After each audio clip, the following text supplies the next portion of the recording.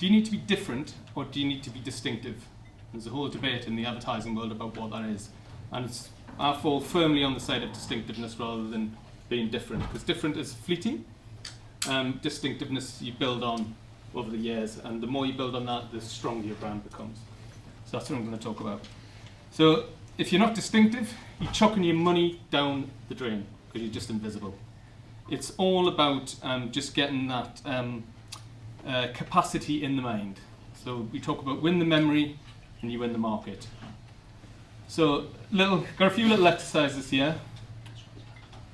Can you spot the brand? Don't worry if you haven't got glasses. It is blurred. Interestingly, none of these have got names on. But immediately, you know what those brands are. Obviously, it's in old slide because Twitter has changed. But as soon as you clarify it, obviously, we know what those brands are. And it's yes, they're big brands, but they've been doing something consistently for years and years and years. And that's narrowing down how they talk about it, the space, what colours they use, what icons they use, etc. It's not an accident, it's very deliberate. So, why distinctiveness matters? You've only got seconds to be recognised. Attention is scarce. We get, I don't know what the stat is now, there's probably 1 million messages a day we get hit with. So memory is king. So it's really, really, really important that you land that very quickly. So back in 1915, this was the brief for the Coca-Cola bottle. A bottle so distinct that it could be recognised by touch in the dark or when lying broken on the ground. And that's why they've got that distinctive shape. And they've used that for years and years and years, together with the colour. So the shape of the bottle, together with this swoosh. They're called brand elements. And even again, without the name, everybody knows who that is. And I know it's because obviously Coca-Cola is a massive company and it's spent a huge amount on marketing and investment, but the rules are the same for a small company or a big company. And again, you can apply that across from advertising to on the side of their cans.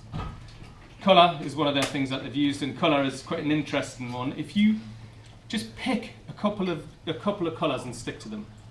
So Los Angeles Lakers, purple and yellow. Sprite, that green, and with the accent yellow. Again, just using it consistently across all of their communications. And people, at a glance, will associate those colours with your brand, again, without even the name or the logo. It's an interesting 7-second test. Put your hand across the logo of any communication, and do you know who it's for? Most brands fail at that, but the good ones, you know who it's for because of some of these brand cues. And interestingly, when you get colour, and you're associated with the colour, so Carlsberg and this green, you can get some interesting things when you change that colour. So for Liverpool winning the Champions League, they changed that green to red and got a massive amount of press because everybody associates it with green. So colour can be an interesting one. So Byron Sharp, who's a professor of marketing, talks about be easy to notice and recall. So he's got a list of things that make you more distinctive. Talks about mental availability and growth. So the colours, packs, shapes, etc. And differentiation is weak or fleeting because basically you don't build on them assets. Distinctiveness scales and you build on it year on year. So just looking at some of these things, so again, we all know this because it's a brand that we live with every day. I answer the door twice to this person, I think every day. It's never for me either. But what they've done with that arrow, and again it links up to there. But brands, when they take certain elements and then you can strip them back. So Heinz has this, it's called a tombstone, which I always think is a bit weird for a food brand. But it allows simplicity of communication. And again, without even the logo on the corner, we know who this brand is for and what the products are for. Guinness, for many, many years, have used the harp ever since 1759. And you might not even have noticed that it was the harp because maybe you just noticed the name. But it's on the branding, it's on the font when you go to the pub, and it's just that connection. They've been very, very simple about what are the things that they use, and it's at every touch point. So it's just reinforcing and building and building. So little game, recognizable cues. You can go historical. Anybody know what these brands are? Roberts. So you've got The cathedral system. yeah. So you can take from your brand if it's historical, which I doubt anybody in this room has a historical brand, Or you could take provenance, so where that comes from. So cathedral, cheddar, and Ovis. You can take a product cue. So if your brand's Bubbles is a USP, or maybe it's Swiss chocolate. Yes. Maybe you know what they are?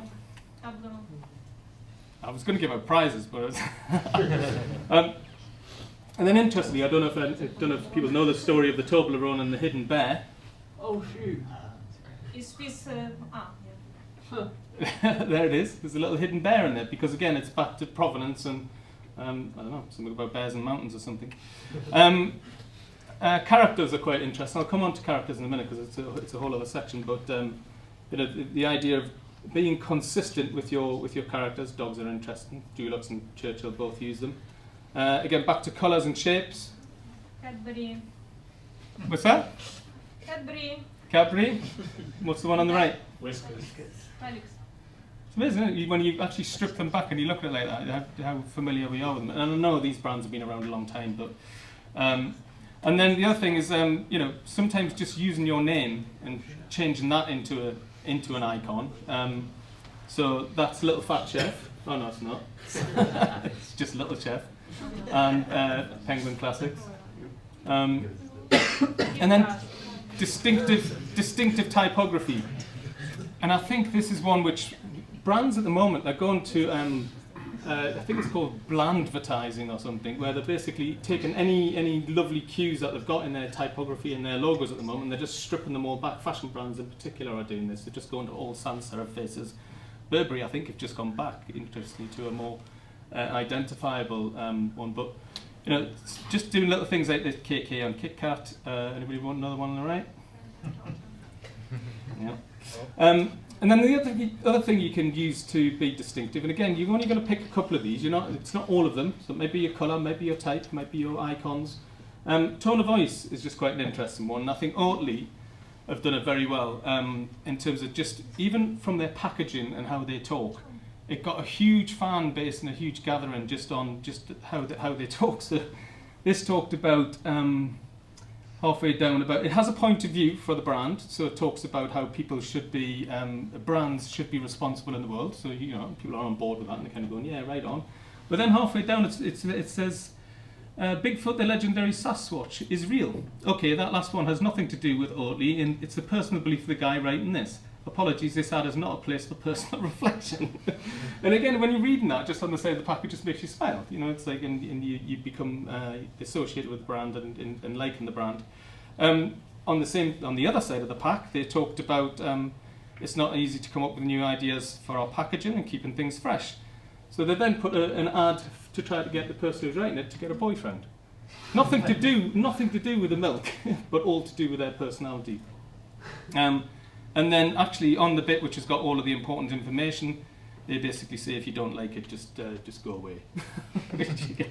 And then when you look at their advertising, again, that tone continues through. So they've got a point of view about it being like milk but made for humans, so it's quite pointed. That's not for cows.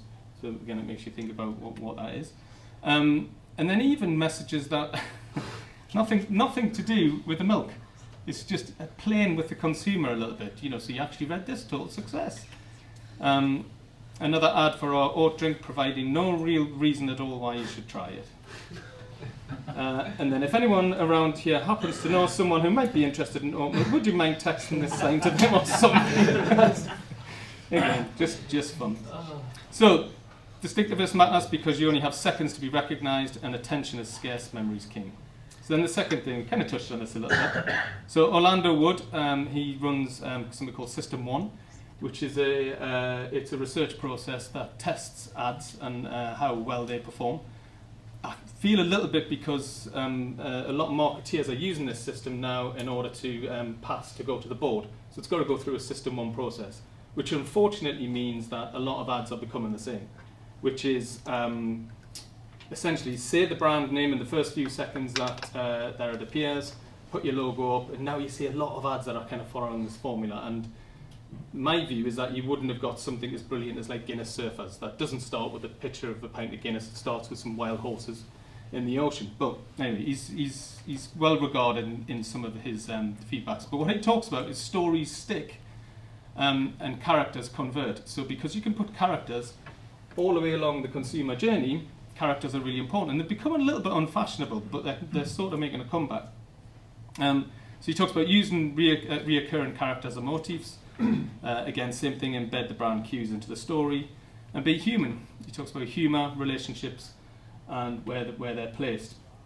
So they're called fluent devices because they can appear anywhere. So we all know this person and what's interesting, or this this animal. And he comes with a catchphrase as well. So we all know the simples, and simples is actually back to what the product does. So we think it's just a silly little meme where he goes, simples, and we all kind of copy what our kids in the playground do, but it's actually relating back to what the product is, which is a simple way to compare your insurance. And it came just from a funny gag. It sounded like compare the market, compare the meerkat, and they kind of stuck with it and had the bravery to kind of do that, became distinctive. And something that was really boring, car insurance, suddenly becomes this really warm, lovable thing that we all like, and it even went into one of the best-selling toys at some point. And who would have thought insurance comparison site could actually do that? But that's the power of character. This little dude comes out every Christmas now, and apparently there's a mad rush to get from Aldi. There's a mad rush to get that little thing. Who would have thought? But again, there's Ben Chestnut from MailChimp. So having it as part of your icon and then expanding it into whether it's advertising, whether it's into little toys, whether it's into promotion, all can help. Just again, it's one or two cues that you're just reinforcing all of the time. So Mark Ritson, again another professor on marketing, talks about codes are not optional. So codes are those identities. Don't just think, I might just chuck that in or that in. Think about it seriously, and it should translate from strategy right through to the execution. The execution is part of what the strategy should be. So strategy is what you stand for, and the execution is those codes that I've just mentioned: colour, sound, font, etc. Lock in one or two, and then repeat them religiously. So another good example of somebody who's done this well is Snickers. So their strategy was about, because it's full of nuts and full of goo and caramel, very calorific, they've switched that to be, it's filling, right? So they took their strategy was Snickers satisfies. And then the execution of that was you're not yourself when you're hungry.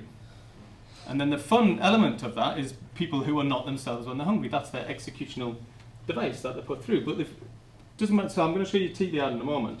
But then it's in every touch point when they go through. So in their social, they did something interesting in Twitter, in press, they do things. And it's just about maintaining that consistent strategy and message and those touch points. Okay, which one of you losers nicked my deodorant? Oh, smell like you. No, what is similar? Nice. Mature. Zip it, Shrimpy. Done. Eat a Snickers. Why? Because you turn into a right diva when you're hungry. Better? Better. You're not you when you're hungry. Snickers. Get some nuts. So it's marketeers are often, especially when new marketeers come in, they're often quite keen to try to put their stamp on something and they change things.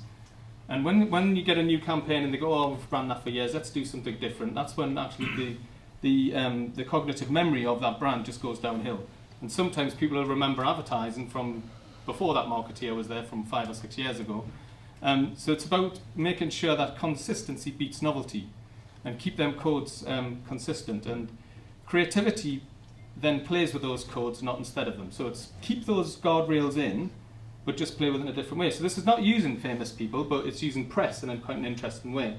So the headline's upside down, and your automatic thing is to turn it around the other way to reveal you're not you when you're hungry, which is just very silly, but it doesn't require famous people, it doesn't require TV advertising. I thought they did something brilliant on Twitter, which is where they aligned with a few different people, influencers. So this was Katie Price tweeting about China's latest GDP figures. And she kept putting out all of these things about money and the economy, so that the Eurozone debt problems can only be properly solved by true fiscal union. Large-scale quantitative easing in 2012 could easily distort liquidity of government bond markets. And people were going, she's got a massive following. And, Twitter went mad, as they say. People were commenting on it. So it was quite interesting. And then she came out with "You're not you when you're hungry." So and then obviously did the picture with the Snickers bar, but it gets press, and it earns it. So keeping to that strategy and just executing it in various different ways is the key. But your sonic branding can be a code. So it can be audio. I don't know if this is going to play, but spot the brand. I think we all know it, don't we? Don't want to play it twice, do you? We all know this one. Nervous. Well done.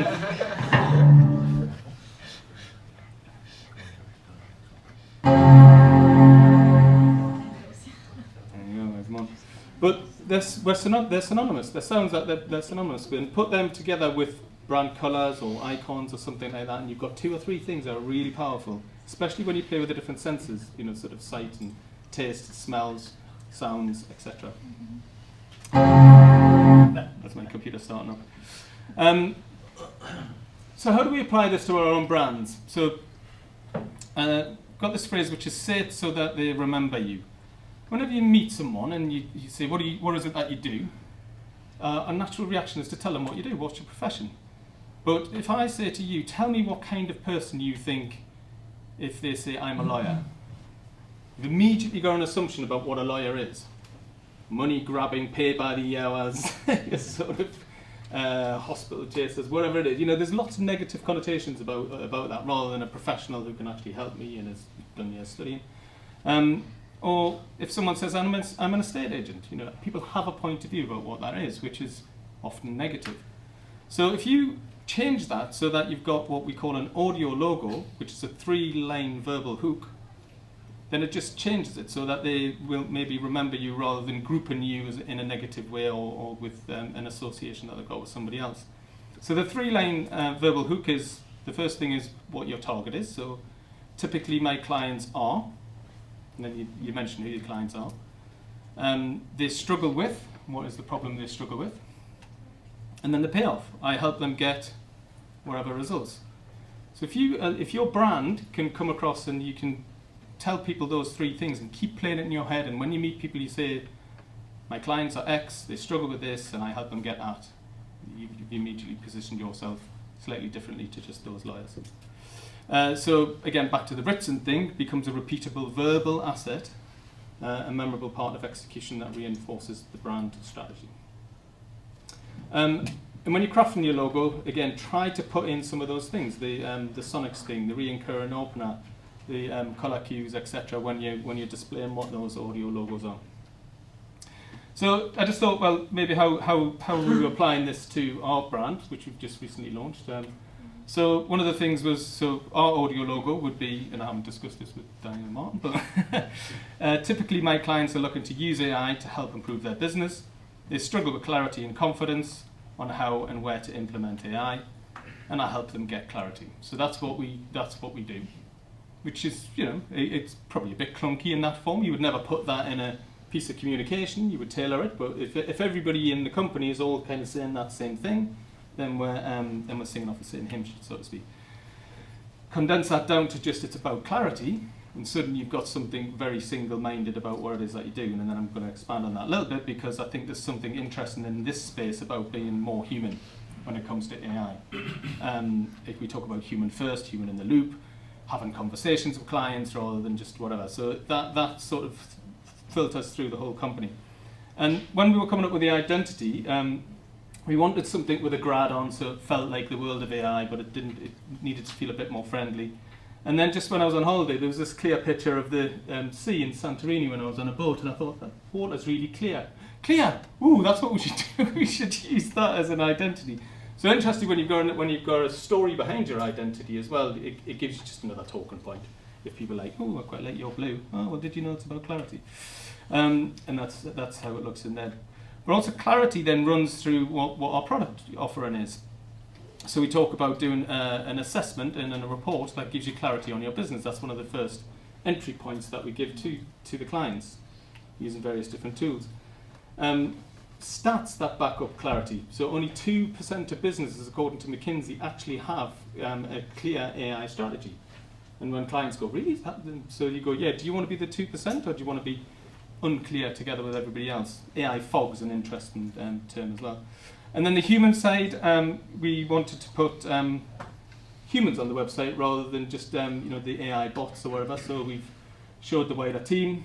Most of them are Cybex team, but we've borrowed them. And then in terms of the humanity coming through, we've created some ads that just put AI in the human world and just try to add a little bit of humour to them. So these are ads that, again, are talking about AI is not very good at everything, or AI won't do some things, but AI is good at lots of things, to get clear on where AI can help your business. That's the kind of the strategy on that. I'll just play these here. Can you please do all this laundry for me? My circuit suggests that the optimal solution involves your hands and some detergent.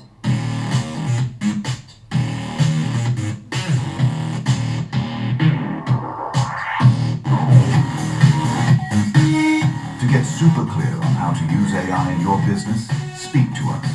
LondonAI, helping brands futurify. Can you please?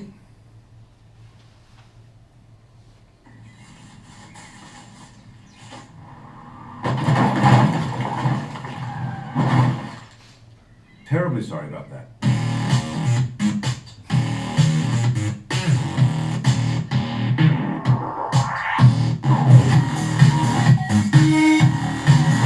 Get clear on how AI can help your business with LondonAI, helping brands futurify. And then again, the music's just always consistently the same, so it's building up one of those cues, and then this is the last one.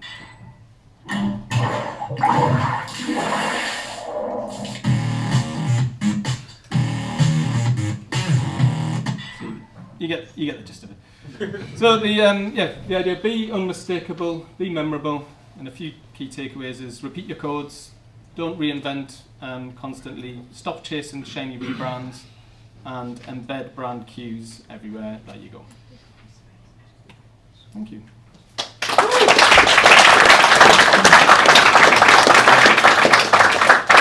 If you want to link to the website, that's where it's at.